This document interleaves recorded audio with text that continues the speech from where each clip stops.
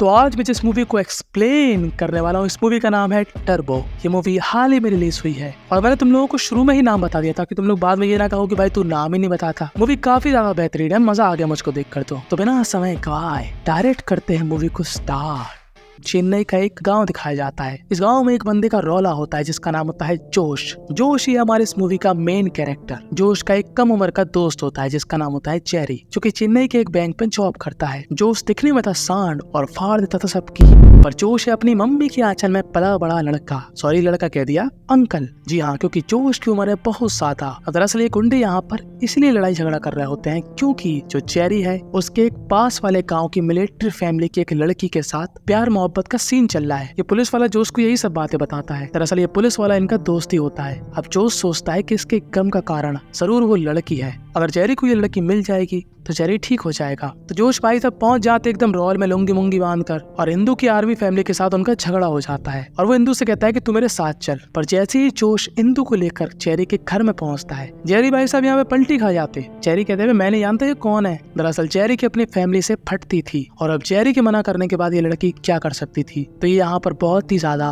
उदास हो जाती है क्योंकि ऑफ कोर्स किसी को भी रिजेक्ट करोगे तो उसको बुरा लगेगा ही। अब इंदू यहाँ पर हुक्का पानी लेकर जोश पर चढ़ जाती है। अब चेरी ने तेरे से कहा ही नहीं मुझको बुलाने के लिए, तो क्यों मुझको बुला रहा है। और वो चेरी लहन का बूढ़ा प्यार मोहब्बत करने के लिए मेरे पास आएगा, और अब बात एक्सेप्ट करने की आई तो पीछे हट गया, देख लूंगी। तो एक काम कर, मुझको चेन्नई की बस में बैठाल दे क्योंकि मैं चेन्नई के एक बैंक में काम करती हूँ। जोश कहता है जा चामुंडा, मुझे कौन सा फर्क पड़ा, तू कहाँ जाएगी कहाँ से आएगी। और जोश इंदू को चेन्नई की बस में बैठा कर वापस अपने घर आ जाता है। पर वो जैसे ही घर पहुंचता है वो क्या देखता है कि यहाँ पर पुलिस की भीड़ कुत्तों की तरह उसको ढूंढ रही है। दरअसल जो इंदू की फैमिली थी वो थी एक आर्मी वाले की फैमिली, इसलिए पुलिस के ऊपर काफी ज्यादा प्रेशर है जोश को पकड़ने का। पर जोश का दोस्त उसको सावधान कर देता है और कहता है कि एक काम कर, उस लड़की को तू उसकी फैमिली तक पहुंचा दे, बाकी सब मैं संभाल लूंगा। तब जोश यहाँ पर इंदू को मनाता है, पर इंदू कहाँ मानने वाली। कहती है मैंने तो उससे कहा था कि मुझको उठा कर ले जा, अब भुगत। तो जोश कहता है मैं भी तुम्हारे साथ चलूंगा। तब ये दोनों ही आ जाते हैं चेन्नई। अब इंदू यहाँ पर बैंक की मैनेजर की पोस्ट में होती है और अपने काम में काफी बिजी होती है। जोश उसको काफी बार मनाता है कि मेरे साथ चल, पर इंदू कहाँ मानने वाली। अब जब इंदू घर पहुंचती है तो जोश भी यहाँ पर आ जाता है और जोश उसको बताता है कि यार जो भी मैंने किया तुम लोगों के लिए ही तो किया, अब तुम लोगों की वजह से मुझको ही परेशानी हो रही है तो कौन मेरा साथ देगा, तुम्हें तो दोगी। तो इंदू यहाँ पर जोश को कुछ पैसे देती है और तभी यहाँ पर चेरी आ जाता है। पर इंदू चेरी पे बहुत ही ज्यादा गुस्सा थी क्योंकि उसने सबके सामने उसको ऐसे रिजेक्ट कर दिया और अभी यहाँ पर दो मिल आ रहा है और वो उसको यहाँ से भगा देती है।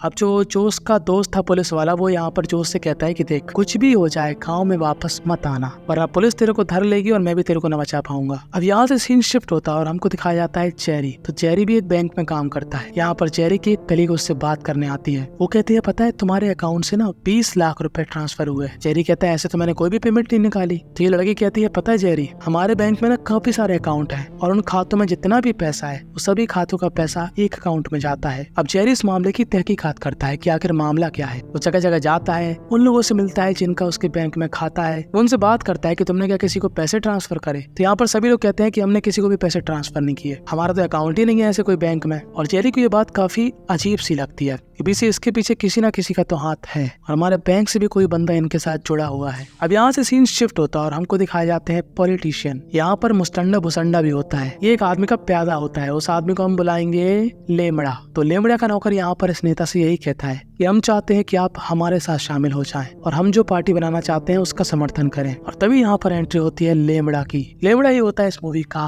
विलन। देखो लेमड़ा के पास बहुत ज्यादा पैसा है और जहाँ पर बात पैसे से नहीं बनती, मुसंडे भुसंडे को बेचकर उनकी चाम उड़वा देता है जो भी उसके खिलाफ चाहता है। अब लेमड़े की एक फैक्ट्री है जो कि है फिश फूड की, और हम लोग यहाँ पर क्या देखते हैं कि लेमड़ा ने एक लड़की को लटका रखा है और वो एक कांटे वाली मशीन के अंदर उस लड़की को। तो अब यहाँ से सीन शिफ्ट होता है और हमको दिखाई जाती है इंदू। तो इंदू के पास जोश आता है और कहता है कि देखो तुम्हारी वजह से मेरे बड़े वाले हैं लग गए, अब मैं कैसे जाऊंगा वापस, पुलिस मुझको धर लेगी और तुम वापस जा नहीं रही हो। तो इंदू कहते एक काम करो, मैं तुमको जॉब दिलवा देती हूँ। जो हमारे बैंक के हेड हैं वो तुमको छोटा मोटा काम दे देंगे। इस हेड को हम बुलाएंगे इस्तेवानिया। तो इस्तेवानिया जोश को अपने साथ ले जाता है एक जगह पर। इस जगह पे एक गुंडा होता है जिसको हम बुलाएंगे गुंडू। तो गुंडू यहाँ पर गर्मा गर्मी कर रहा होता है, अपनी गुंडागिर्दी दिखा रहा होता है। अब जो इस्तेवानिया का बॉडी बॉडीगार्ड था उसकी तो गुंडू के दोस्त जाम होते थे। और अब बारी आती है जोश की। तो जोश यहाँ पर गुंडू के गुंडों का ऐसा भूसा भरता है कि इन सभी की लॉक जाती है। लॉक जाना यानी कि उनके रोंगटे खड़े हो जाते हैं, वो घबरा जाते हैं, उनका गला सूख जाता है, ऐसा कुछ। और अब इस्तेवानिया यहाँ पर जोश के लिए एक नई जॉब ऑफर करता है जो होती है उसके बॉडीगार्ड की। अब इस्तेवानिया जोश को यहाँ पर रहने के लिए एक फ्लैट देता है और जोश अपनी माँ के साथ यहीं पर शिफ्ट हो जाता है। अब हमको दिखाया जाता है जेरी जो कि अभी तक तहकीकात कर रहा है कि आखिर ये सारे पैसे कहाँ पर जाते हैं और कौन उनके पीछे है। वो अपने मैनेजर से भी शिकायत करता है पर उसको क्या मालूम था कि घर का फेथी यही औरत थी। ये औरत लेमड़ा से मिली हुई थी और जाहिर सी बात है वो लेमड़ा को बताएगी ही। और जेरी को ये मालूम चल चुका था कि वो अकाउंट लेमड़ा का है और वो अकाउंट था इंदू के बैंक में। अब जेरी यहाँ पर जाता है इंदू से बात करने के लिए पर इंदू यहाँ पर अपना सड़ा समूह बनाया होती है कि जाओ हम नहीं करेंगे बात। अब जेरी को काफी बुरा लगता है कि मेरी बात तो सुनने में कौन सा इसे सॉरी करने आया हूँ या फिर प्यार मोहब्बत की बातें करने आया, काफी इंपॉर्टेंट बात लेकर आया। पर इंदू कहती है ना मुन्ना ना, मैं तेरी एक भी बात नहीं सुनूंगी। तो जेरी यहाँ पर उदास होकर वापस चला जाता है। वो जोश को फोन लगाता है और कहता है कि मैं तुम्हारे घर आ रहा। जोश कहता है कि तू पहुंच जा मेरे घर, अभी मैं बाहर हूँ, थोड़ी देर में आता हूँ। पर जैसे ही जोश इस घर के अंदर आता है और अपना कमरा खोलता है वो क्या देखता है कि यहाँ पर जेरी फांसी से लटका हुआ है। और जोश ये सीन देखकर पूरी तरीके से हिल गया था। वो एकदम इस चीज को हजम नहीं कर पा रहा था कि मेरा इतना अच्छा दोस्त अब इस दुनिया में नहीं रहा है। और इंदू भी यहाँ पर होती है, उसको काफी दुख महसूस होता है कि शायद उसको कल जेरी कुछ बताना चाह रहा था, अगर वो उसकी बात सुन लेती तो शायद ऐसा कुछ नहीं होता। अब अगले दिन जैसे ही इंदू अपने ऑफिस जाती है यहाँ पर उसको बिना किसी रीजन के सस्पेंड कर दिया जाता है। उसे यहाँ पर लोग कहते हैं कि देखो इंदू हो गया तुम्हारा यहाँ पर, अब खत्म करो, कहीं और जॉब ढूंढ लो। और इंदू को समझ में नहीं आता बिना कोई रीजन दिए ऐसे कैसे मुझे नौकरी से निकाल दिया। कि तभी यहाँ पर इंदू की बस में हमला हो जाता है। तो तभी यहाँ पर आता है काफी ज्यादा रफ्तार में हमारा जोश भाई और वो इन सभी का भूसा भर देता है। और इंदू के पास एक फाइल भी थी, ये फाइल लेमड़े की फाइल थी। और हमको यहाँ पर क्या मालूम चलता है कि जो लेमड़ा है ना वो दिमाग से बहुत ही तेज होता है और उसकी काफी सारी फैक्ट्री होती है।